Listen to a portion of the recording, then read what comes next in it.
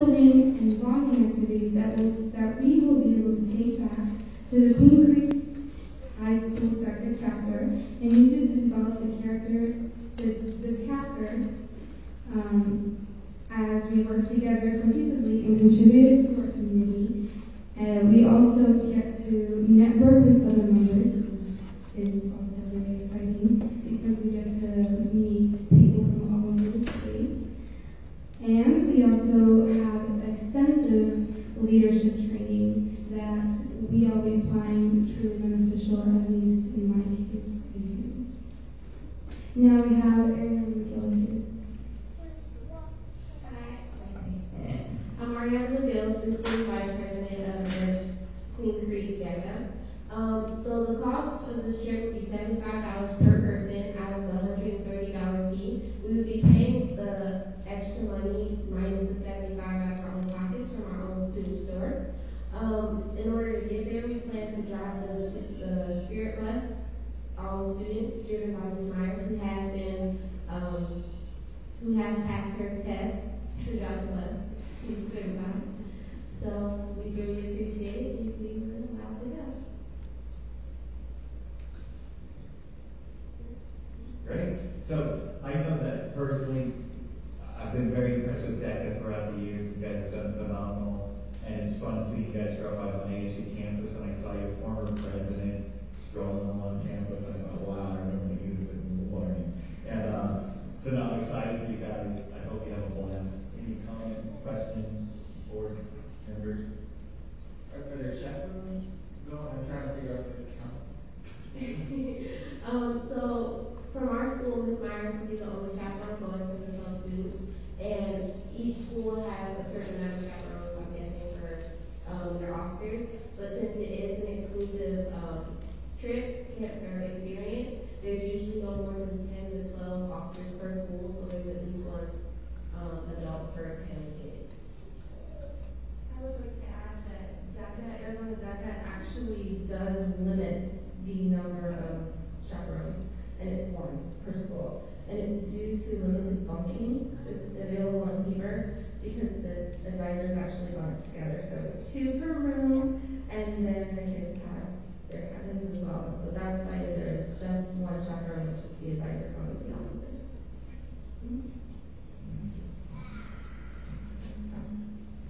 I moved to pass this field trip. Second. I have a first and second. All in favor? Aye. Aye. Aye. All right. So item 6 passes. Thank you very much. Have a blast. And as you know, come back for the presentation. Thank you. Thank you. All right. Now we move to item 5, the presentation of the students of the month. Mr. Vice President, don't forget item 4 also. I'm sorry. The superintendent report. Okay, just a couple of quick updates from the 1st of August to today. I'm pleased to report that we're plus 56 in students who have enrolled. And so it's been a constant every week increase of students. The 2 sites that have had the most number of new students over the month, middle school, junior high, and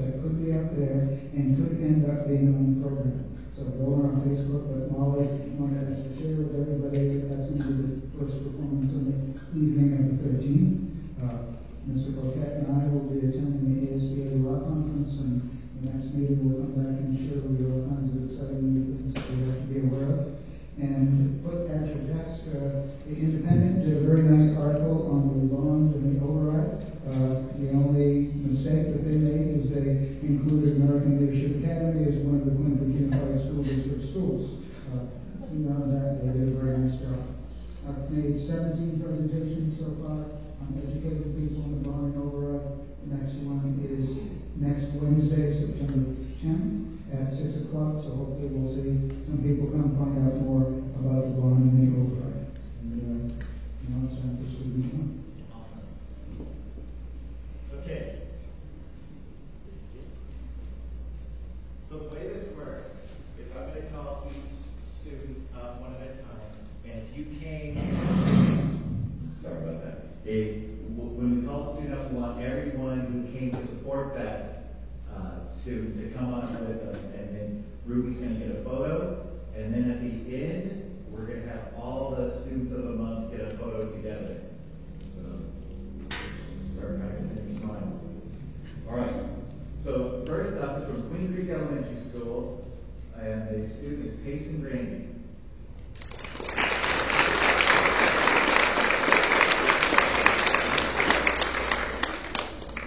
Mom and Dad, brothers and sisters.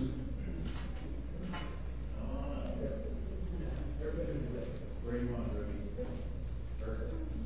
Okay, so Payson, here's what was written about you. I have chosen Payson Grandy as my August student of the month. Payson comes to class every day with a smile and a great attitude. She works hard to get all of her work done in class. If she forgets her homework at home, she always takes responsibility for it and never tries to talk her way out of the consequences. Payson treats all of her peers and teachers with respect. If another student drops something, Payson is the first to try to help them pick it up. She sets a great example of how to treat others and is a pleasure to have in class. Keep up the great work, Payson.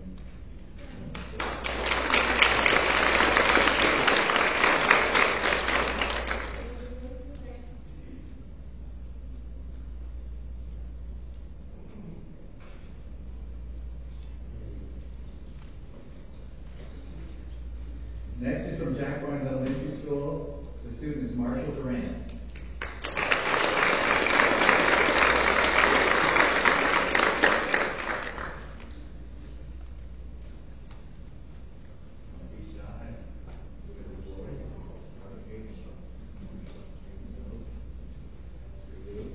And here's what was written about Marshall. I am pleased to nominate Marshall for our August Student of the Month. I have had the privilege of working with Marshall for the past year. In our time together, I watched Marshall blossom in his academic skills and social interactions. Marshall is taking charge of his education, works hard to complete given assignments independently.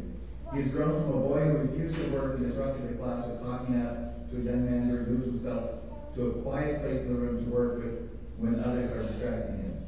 Marshall has shown an increase in his confidence, which shows as he tackles new concepts that he previously couldn't have attempted. Marshall has become a great role model to others within our room and school community. He is always willing to help others without being asked and volunteers to help others when he has completed a task. In the past year, Marshall has taken personal responsibility and accepts the consequences of his actions without protest. Marshall is a wonderful example of how personal determination and hard work can positively impact one's life. Great job.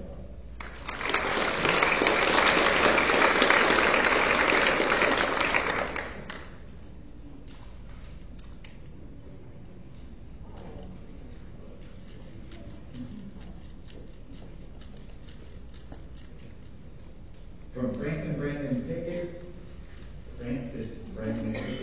we have Jacob Garcia.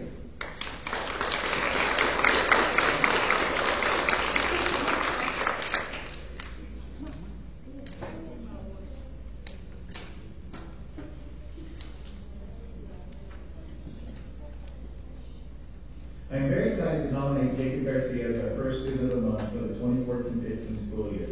I always ask my students, what are we here to do? The response is always learn. And while learning to read, write, and count is important, those are not the only things we learn while we are here. It is important to me that my students learn to be a good person. I want them to learn the qualities of a good friend. I want them to be able to read a situation from the outside. I want them to walk in and be a friend to someone who looks lonely or sad. I want them to learn to be caring and kind and proud of themselves. Jacob has shown me these qualities over and over throughout the past month. There's a friend in our room who needs an extra bit of caring. He needs an extra friend. He needs to feel loved. Jacob has taken this friend under his wing. He's asked him to play at recess multiple times. He saves him a seat at the lunch table. Today he even stopped the friend when his backpack was wide open and said, "Here, let me zip this for you." I am proud of Jacob for his compassion. We can all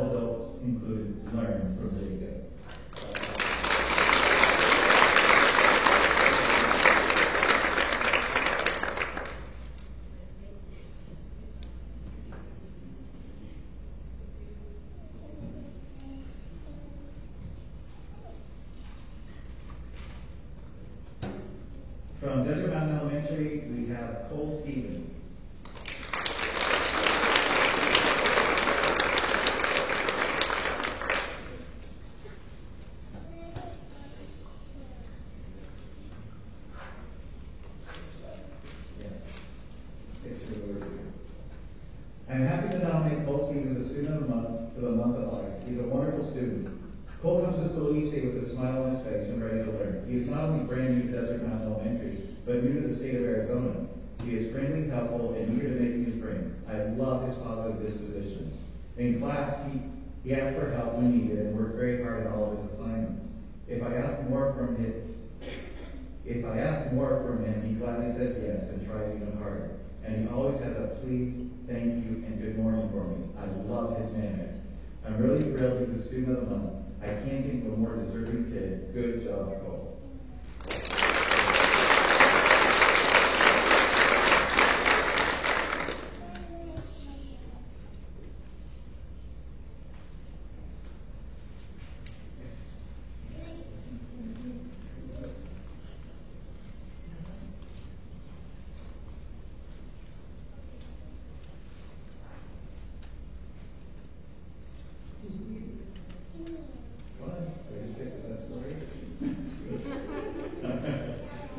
The next student is Emery Anderson.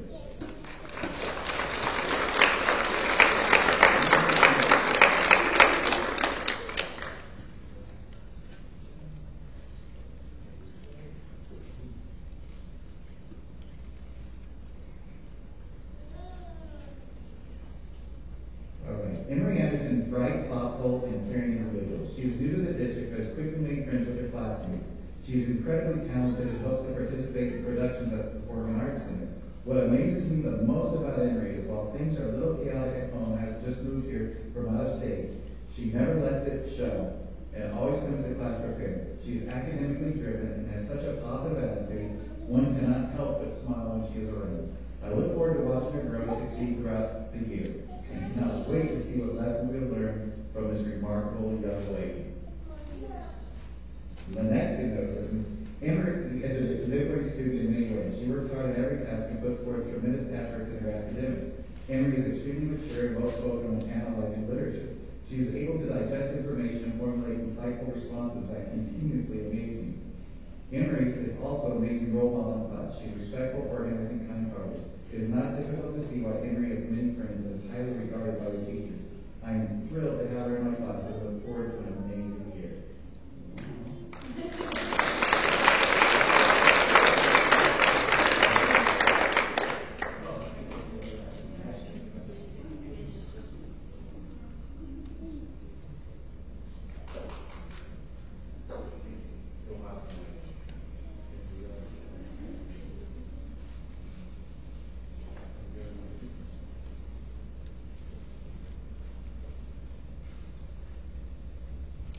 From Newell Barney Junior High, Joseph Cooper.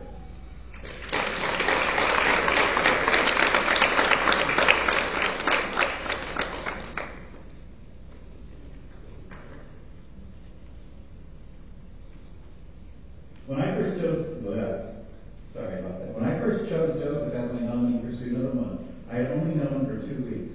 I was confident in my selection, but I asked his other teachers for some additional feedback to help me include in my recommendation. I was pleased to find that he had made an equally strong first impression with them as well. We all seem to agree on his positive traits, of which he has many. Joseph has a variety of qualities which make him worthy of recognition. He always sets a good example in class. Joseph follows directions, always gets his work done, is kind to his classmates, and has a good sense of humor. He is genuinely pleasant to be around and often has a smile on his face. See? His other teachers and I also describe him as thorough, which is somewhat rare quality among 7th grade students. Mrs. Rauch, in particular, was impressed with his effort on an assignment he completed while she had a substitute teacher in her class. Many students took the opportunity to take shortcuts since the teacher was out, but Joseph submitted the same quality of work as he would have if Mrs. Rauch had been there herself.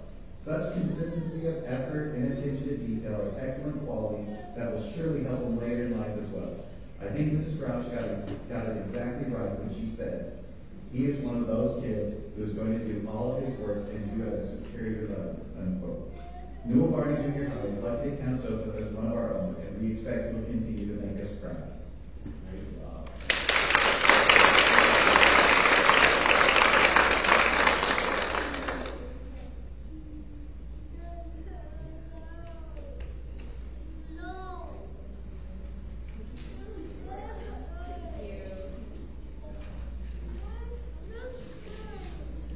At Queen High School, we have Katie Lyons.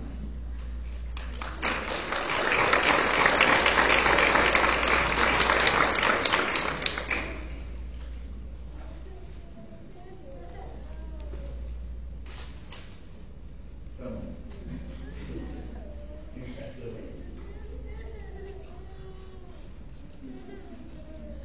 As I reflect upon the stigma of enrollment into the E Academy, I can't help but picture the added stress from caregivers, parents, and oneself. When I think of a student that has changed in attitude, outlook, and purpose, the name of Kaylee Lyons comes to the forefront of my mind. She proceeds to come on time, stays on task, goes to main campus in the PM, while proceeding to make her ultimate goal of graduating from Green Creek High School on time within class. Great job.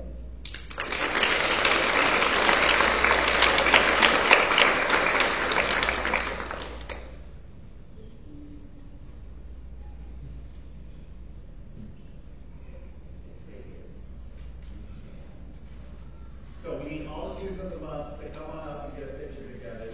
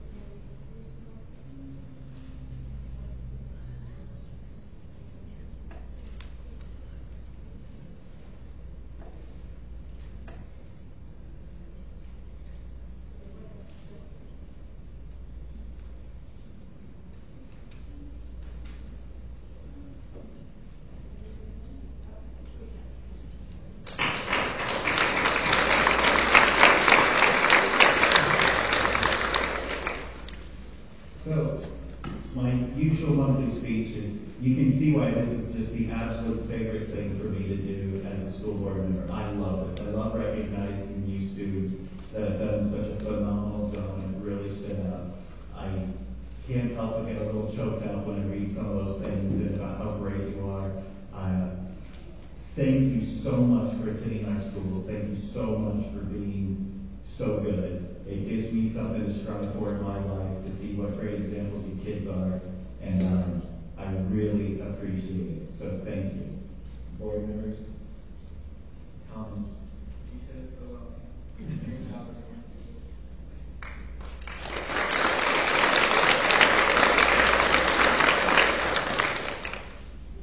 Okay, so next we have, now just so you guys know, we're going to just do a couple presentations, let some students present to us, and then we'll release you to go out and meet your lives.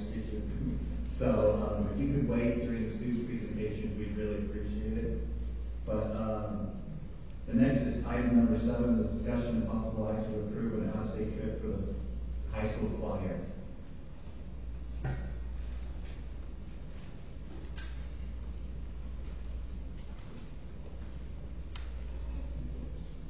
And orchestra, sorry.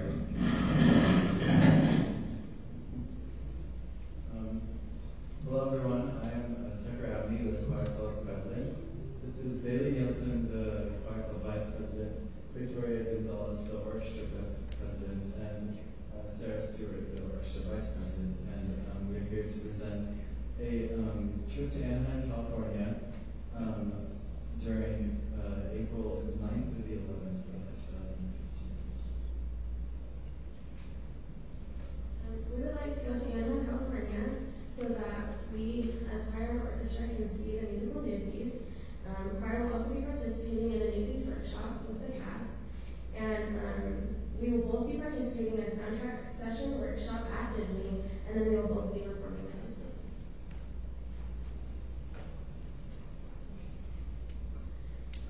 So the cost of this trip will be between $635 and $650, depending on the number of travelers that are attending this trip. Each charter bus will be $3,595 as we pay for by both of the clubs, both choir and orchestra. Because for the student safety, we will have 2 teachers on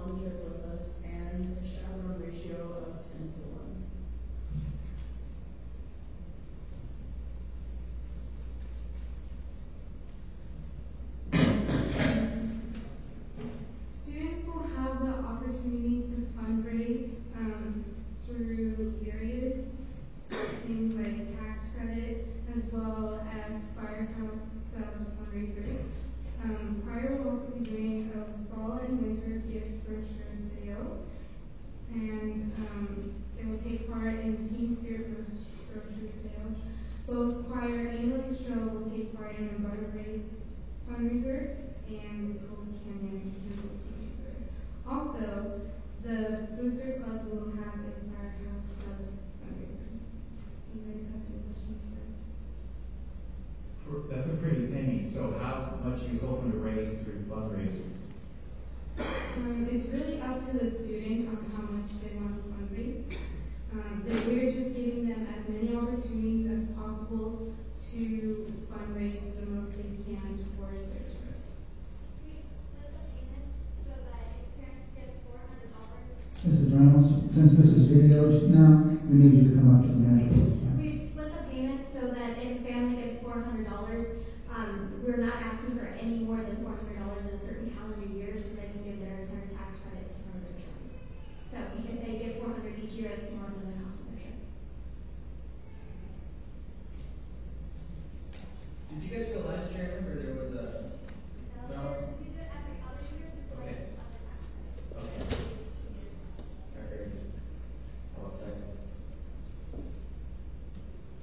Any other questions, comments? Are you going to that one too? That's 2 trips out. Are you going to get any classroom time this year? Very good. I would move to pass item number 7. That's an inquiry and orchestra to Los Angeles, California, April 2015. Second. I have a first and second, all in favor? Aye. Aye. Aye. Any opposed? All right, the ayes have it. It passes. Congratulations.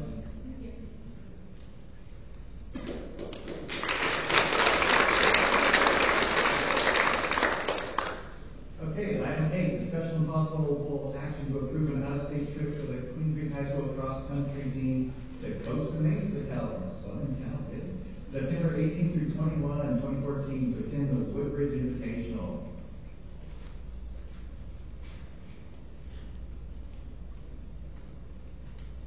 My name is Dylan Swear, and I'm a varsity member for the cross-country team, and we're just here to get permission to visit the Woodbridge Invitational.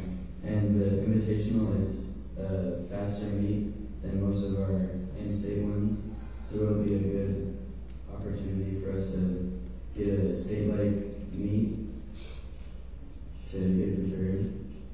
And we've started fundraising. We've sold calendars for the trip. And there will be 14 people going, 7 for the boys and 7 for the girls.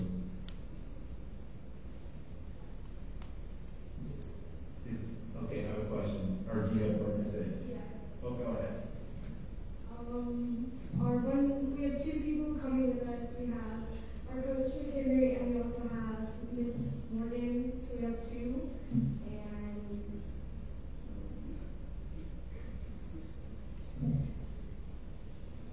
Question? No, my question was, is it 7 and 7 because that's who made the cut, or is that who's? Yes, that's the varsity team. Okay, great. both of our teams are doing really well this year. We're supposed to both be going to state. We competed against each other last week, and we all were doing very well, and we've seen a lot of improvements in every single person. I've gone the last 2 years, and I've gone to 2 different races. My freshman year, I was at Mount Carmel, and this previous year was Woodbridge, and I saw a big difference. I liked Woodbridge a lot better, and I saw a lot more competition, and I saw myself, I was like struggling, and I went to California and I did a lot better, and I saw I'm learning myself, so I enjoyed it a lot. Is it easier running in cooler weather? A lot. In the elevation, That's understandable. I felt a lot too, so. Any questions, comments? I'll accept the motion. Wait, you guys said you ran there before them in Woodbridge? Correct. How did the cross-country team do that year? Every girl medaled that went, and I believe 7 attended also. Very good. Thank you. Sweet. I'm going to make another motion to send the cross-country team over to Costa Mesa, California for the Woodbridge Invitational. Just, what was it, a couple weeks?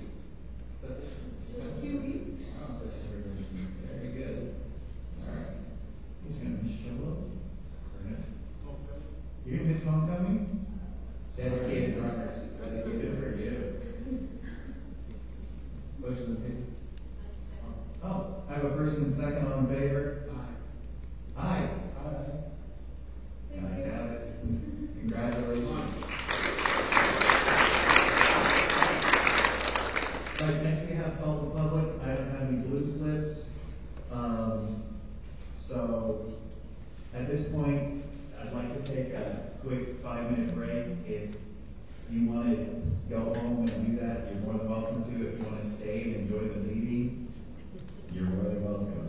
So that's it.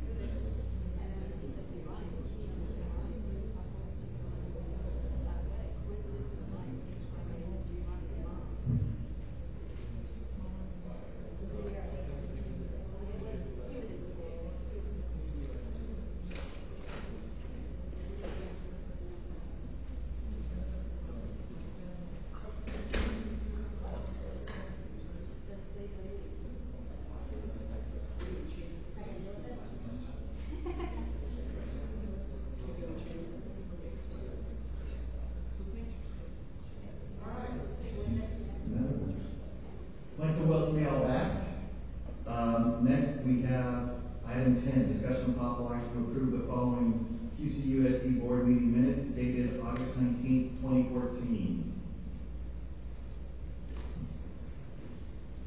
So moved. Second. I have a first and second, all in favor? Aye.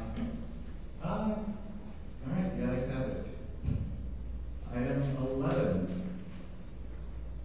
We can take this individually, we can do it in its entirety. I just have a quick question. I know there's a bunch of stipends, and I imagine it's because of growth, or we're just having people lay over on their prep periods that kind of stipends or the quarter. I can't remember the terminology for the quarter hour or through this. The people who teach an extra period are given a 6-6 contract. So that's what there was something here. It's part of that. I just want to make sure that's what it was for when I got to that part. I think it was 11. Non-instructional stipends, and then I think those are the ones that, and then there's the instructional stipends. Those are the ones that are offered.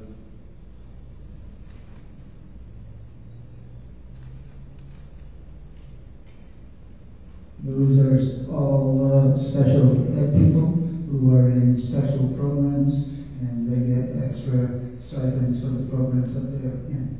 So all those are special ed staff. Okay, thank you. Approving all of the London ones. Is that a second?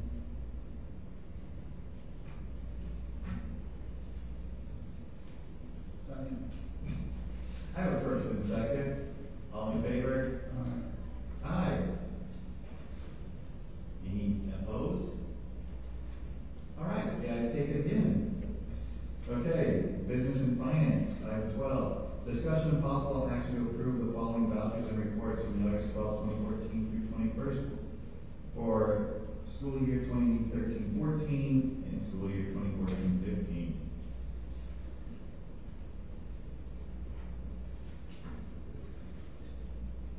Sure. Do you have any, can you do your August report for the budget? Thank you.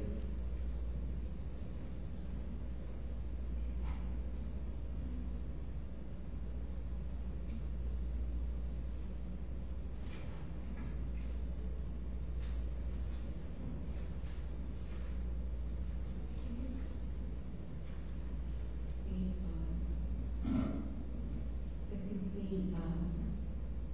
budget expenses for the, including August. This was done on August 31st, so we still have a couple, actually, it's going to be before August 31st, so we still have a couple of encumbrances out, so the year totally wasn't closed out when we received this report. For M&O, we, I can't even read it that far away, I apologize. It's like 600 and,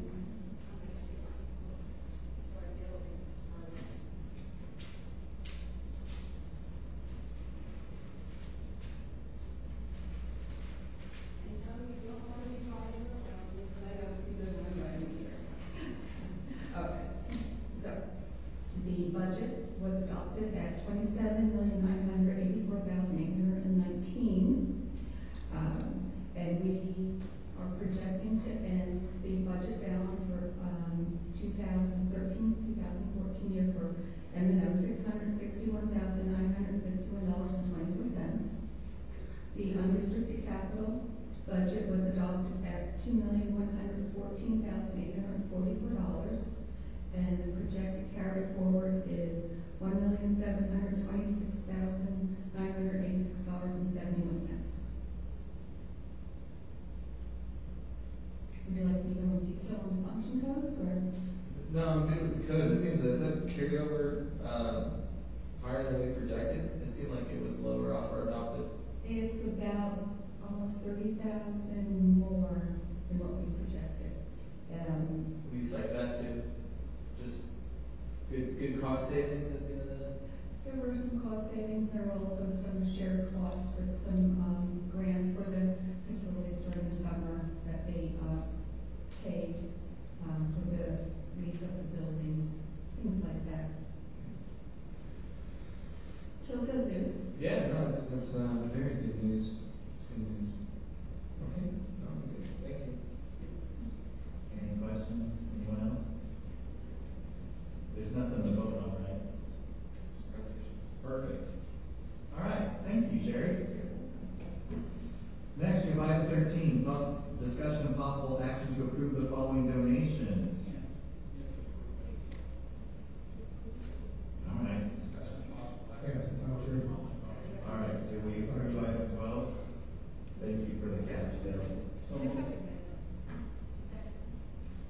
first and second.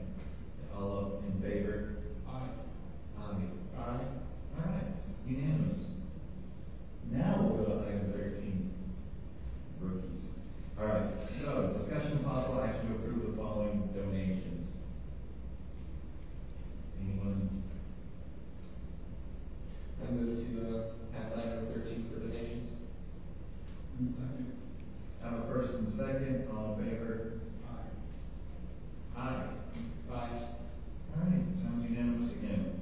Item 14, discussion and possible action to approve the annual catering contract for QCUSD Child Nutrition in Chicano por la Casa, I think that's supposed to be Chicano por la Casa, in early childhood development from September 1, 14 through August 31st, 2015.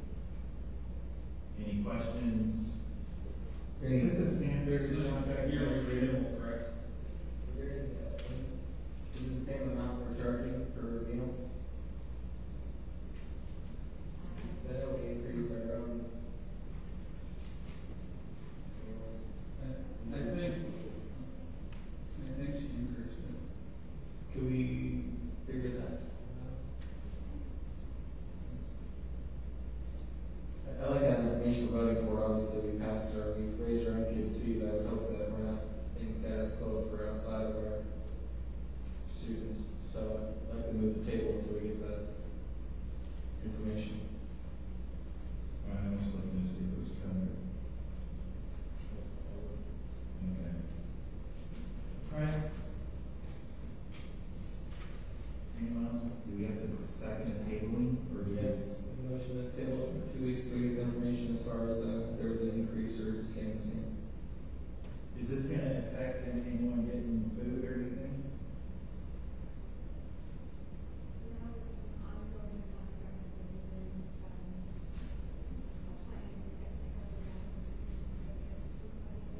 That'd be awesome.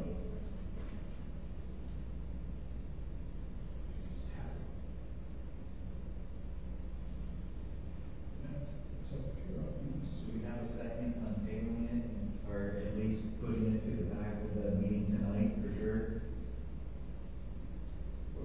Until we hear, if we hear from Carol, we can vote on it, right? Since we already got off the agenda, Mr. Vice President, I'm not sure if that wants to be moved to the end of the item. Yeah, you can make a movement to move this item to number 17. All right, I'm gonna be 10 minutes, so. I'll move item 15 to last in our agenda before adjournment. Perfect. Number 14. Is there a second? Second. All right, first and second, all in favor? Out of order. Aye. All right, that's unanimous again. We're swinging with fences. Okay, item 15, discussion and review of primary and secondary tax rate by Sherry Zara, CFO.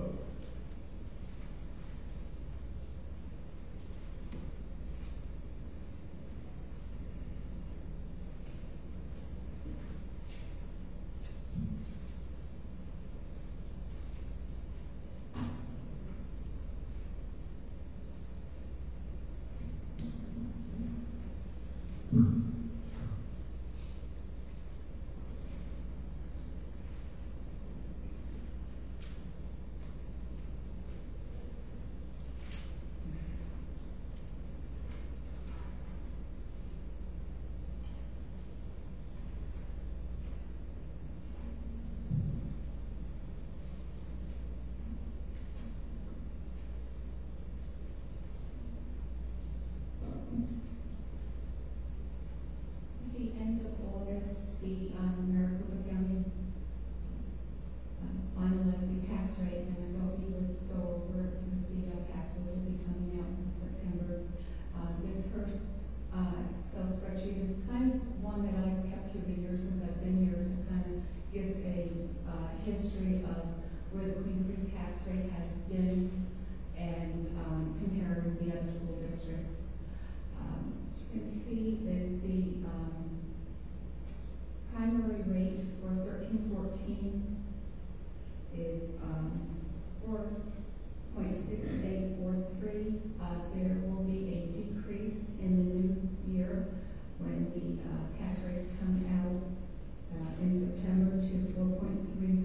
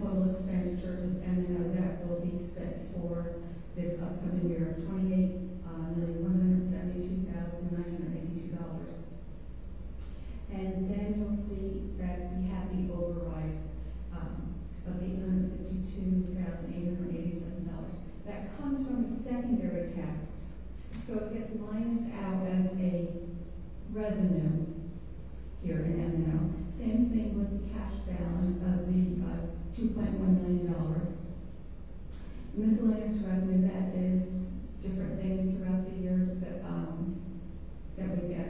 Could be interest, it could be, sometimes there's credits that come back from an invoice. If something was returned, it goes back into miscellaneous revenue. And then we have the equalization of $12.3 million from the state. They will get minus out from that $28 million budget, and that leaves us with a total levy of $12,437,014.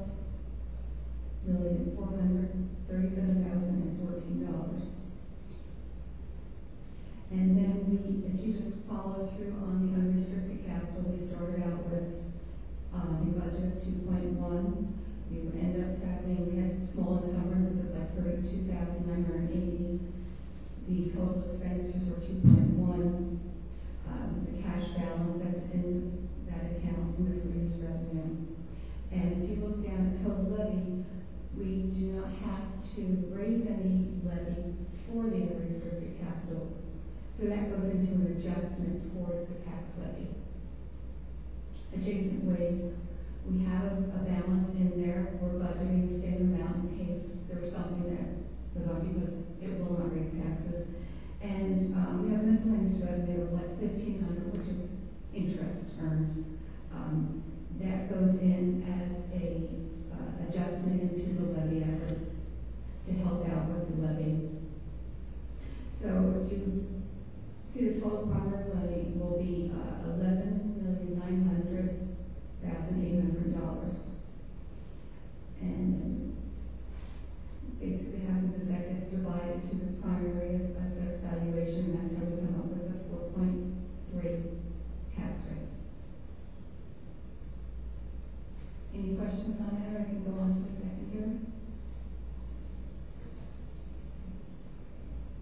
And the equalization is a state calculation. They come up with their qualified tax rate. So each year the state does change what their qualifying tax rate is for us. The secondary tax rate that's our bonds and the override. As you can see under the override section, we're only requesting $852,887 because we're in that second phase down, so only receive the last 1/3 of it. And then you will see that we have SRP contributions towards it. That's kind of like a tax, but they call it SRP. They pull it out of the tax levy and they do it just as SRP contributions. And so the tax rate for that M&O override is 0.2805. And then if we go to the Class A bonds, these are older bonds that we had.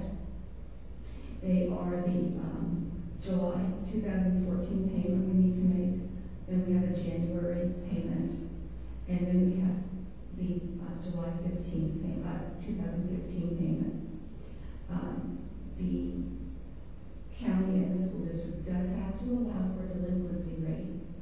And so that is figured in there at 5.58%. Because no matter what, if we need to be able to make these payments to the banks, like a mortgage, we have declared that we will make these payments, so they figure in a delinquency rate to guarantee that the school district can make their payments. And you can see that Class A bond is going to be a 0.6933 on the tax rate. And then the Class B bond, those are from 2005 and 2010. We have our first payment for July, which we made July 1st, is $2.8 million. Our payment for January 2015 is $645,126. Our payment for July 2015 is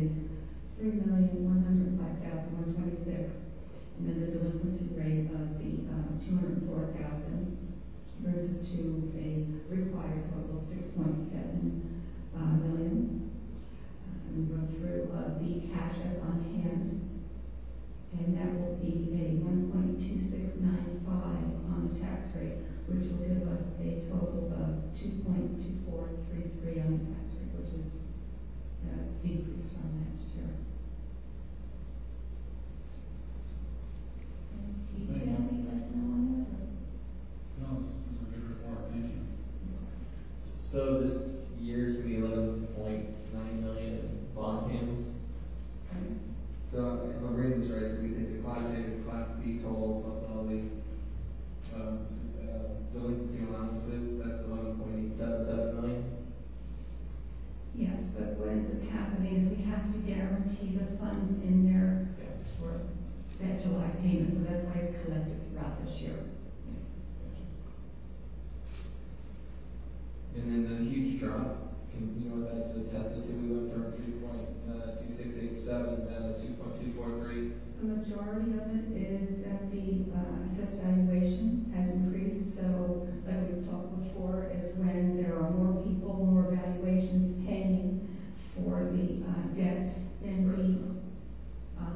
personal property owner goes down. We've also, though, the last few years, we had a very high delinquency rate. Prior year, we had over $1 million outstanding uncollected taxes, and that gets spread out amongst the property tax owners, and that has improved. So, combination of the assessed valuation and collection rates being up. School district does not have any say. It's the county tax collector, and what ends up happening is if somebody doesn't pay their bill in, say, 2013, it could take up to 2 years to collect that. If they don't get it from the tax owner themselves, it could go out to a tax title lien sale where investors go and buy that and make money on people's. So it's a combination of that, but it's mostly because of the assessed valuation loans. Valuation up, taxes down, right? That's good. All right, thank you. Carol said the contract was not increased. It's not increased? It was not. She said, I'd still like the table to have further discussion on it, because we increased our own, and the saying, when I asked why this increase was due to the national nutrition standards. So I don't know how we raise the fees for our own kids, and we don't raise them for outside contracts. Doesn't seem very fair for our parents or students. So I'd still like to motion table after we can talk to the director of nutritional services. I represent on that next time. What Carol said was, no, they get less food and they pick up their own food, and that's why they're not in the same class as the charter schools or our own schools, and that's why they did not increase. That's like 10 turn. I'd still like the motion to table for 2 weeks from now, or wherever the third meeting falls in. Do I have to wait till we get to that item, or can I take that now? Take it now. All right, do I have a second?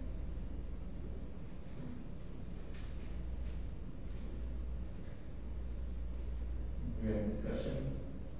Any reason why you guys feel it's fair? I don't have a problem with passing it. If you feel it's important, you want to table for another new explanation, that's fine. I would like to, and I understand that the cost cutting measures, perhaps, but I'd like to find out why we still raised it. It wasn't the same last year. This year, I'd rather ask for these questions strictly than get it through via text. I think it's fair. No problem. I hesitated, Judah, because I wanted to make sure we were answering it in the correct number. Gotcha. So we weren't out of sync there. So can somebody verify that, please, if it is passing out of order? You already moved the item, so it would be better to wait till we get to that item. All right, we'll get to that. So item 16, first reading of recommended school board policy revision. No action required. No action required, so it's our first reading. Now, the big reading of the item 17. So, the catering contract, any thoughts? I think we thought previously we raised our fees for our own kids and parents, which doesn't seem very fair. I'd like to ask the director of nutritional services why they stay the same even though they're not delivering.